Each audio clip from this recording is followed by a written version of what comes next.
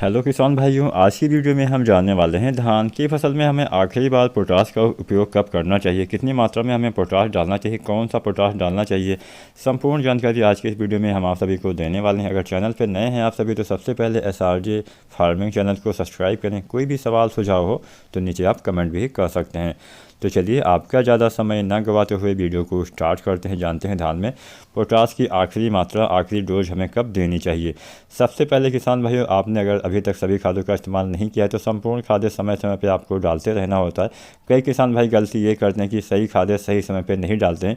तो अगर आपको नहीं पता है धान की फसल में कौन कौन सी खादें कब डालनी चाहिए तो इसके ऊपर हमने कंप्लीट वीडियो बनाया हुआ है कि धान की रोपाई से धान की कटाई तक कौन कौन सी खादों का इस्तेमाल करना होता है। आप हमारी वो वीडियो भी चेक कर सकते हैं। तो जैसा कि आज हम जानने वाले हैं पोटास के बारे में, तो मैं आपको बता दूं पोटास खाद का इस्तेमाल वैसे धान की फसल में आपको 2 भागों में करना होता है, 2 बार करना होता है। पहली बार हम पोटास खाद का इस्तेमाल धान की रोपाई के समय करते हैं और दोबारा से इसका इस्तेमाल जब हमारी धान की फसल 40 से 50 दिन की होती है तब हमें डालना होता है। किसान भाइयों, यहाँ पे हम जो पोटास आता है MOP पोटास 0060, इसके बारे में आपको बताने वाले हैं। इसके साथ में हम कुछ NPK जो आते हैं घुलनशील वाले, जिसका हम स्प्रे करते हैं, छिड़काव करते हैं, उसके बारे में भी आपको बताएंगे। बहुत सारे लोग इसके बारे में भी सवाल पूछते हैं। तो सबसे पहले जानते हैं दानेदार पोटास जो आता है MOP पोटास लाल वाला, उसके बारे में।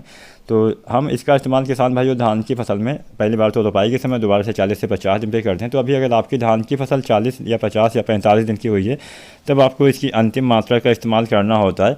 यहाँ पे पोटास आपको लगभग 15 से 20 kg प्रति एकड़ के हिसाब से देना चाहिए। अगर आपकी धान की किस्म थोड़ा सा कम दिनों में तैयार होती है तो उसमें आप 12 से 15 किलोग्राम मात्रा दे सकते हैं। जो आपकी किस्म में थोड़ा सा देर में तैयार होती है उसमें आपको 20 kg मात्रा देनी चाहिए।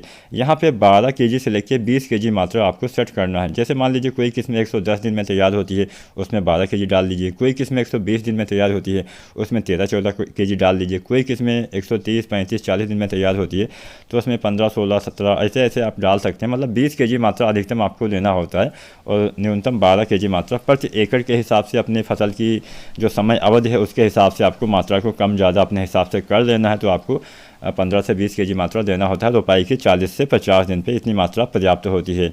इसके साथ साथ किसान भाई इस अवस्था में आपको जो यूरिया खाद आती है उसकी भी पूर्ति करनी होती है, नाइट्रोजन की पूर्ति भी करनी होती है।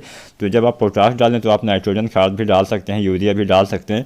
तो जो यूरिया आप देते हैं उसको आपको 3 भागों में देना होता है। पहली बार धान की रोपाई के समय, दोबारा से लगभग 25 दिन पे और तीसरी बार लगभग आपको 40 से 50 दिन पे देना होता है। तो 40 से 50 दिन के बीच में जो आती है दानादार यूरिया, इसकी आपको 30 से 40 kg मात्रा प्रति एकड़ के हिसाब से आपको देना होता है।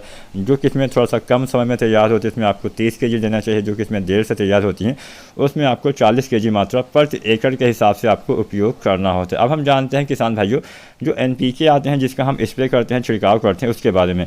किसान भाई ऐसा नहीं कि अगर आप स्प्रे करते हैं तो आपको ये दानेदार खादों का इस्तेमाल नहीं करना है। स्प्रे हम केवल इसलिए करते हैं ताकि हमारी फसल में और अधिक से लाभ मिल सके, ज़्यादा हमें इसका लाभ मिल सके, इसके लिए हम करते हैं। तो NPK में 2-3 तरह से आते हैं। पहला आता है 19-19-19, इसका इस्तेमाल तो हम लगभग 25 से 30 दिन पे करते हैं, जिससे अच्छी बढ़वार होती है, अच्छी ग्रोथ होती है, कल्ले अच्छे आते हैं। एक दूसरा NPK आता है जिसको हम 0-32-34 के नाम से जानते हैं, जिसमें किसान भाई 34% पोटास होता है। इसका इस्तेमाल आपको गबोड़ अवस्था या फिर गोभ अवस्था में करना चाहिए, यानी बालियाँ आने से पहले NPK 0-32-34 का आपको इस्तेमाल करना है। इसकी 1.5 से 2 kg मात्रा प्रत्येक एकड़ के हिसाब से यूज़ करना होता है। यहाँ पे जो भी हम NPK बताने वाले हैं सबकी 1.5 से 2 kg मात्रा आपको डालनी है।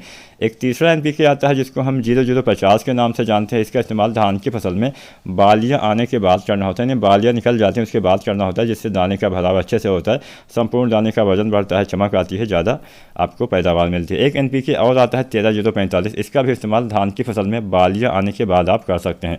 तो चाहे आप NPK 13-045 डालें, चाहे आप 0050, किसी एक का इस्तेमाल आपको करना होता है 1.5 से 2 kg प्रति एकड़ के हिसाब से। तो अगर आप ऐसा करते हैं तो अच्छी पैदावार मिलती है, ज़्यादा आपके दाने आते हैं, अच्छा भराव होता है और अच्छी उपज किसान भाइयों आपको मिल जाती है। वीडियो पसंद आई हो